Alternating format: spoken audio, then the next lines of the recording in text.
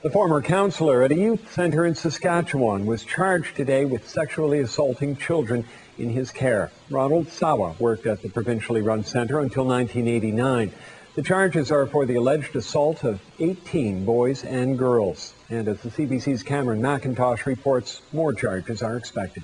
Today it's a school for young offenders. In the 70s and early 80s, it was a home to children who became wards of the state. It was supposed to be a safe, nurturing environment.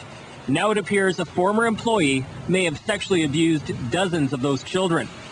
Ronald Sawa is charged with 39 counts of sexual assault on 18 children, male and female, spanning from 1974 to 1989.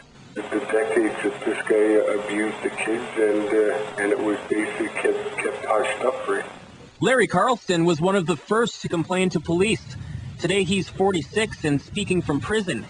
He says he was 13 when Sawa abused him.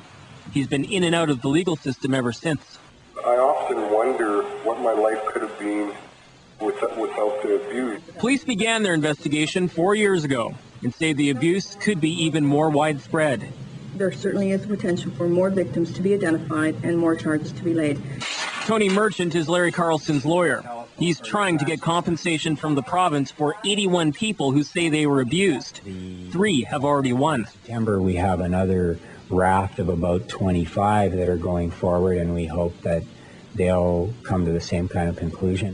The province of Saskatchewan acknowledges the charges, but is saying little about Sawa or why he left his job 19 years ago. I can't really comment on that because that might end up being some material that might end up being related to the court case. The province also won't comment on those remaining civil claims. Meanwhile, in spite of the sheer number and severity of the charges he faces, the RCMP says it doesn't presently consider Ronald Sawa to be a threat.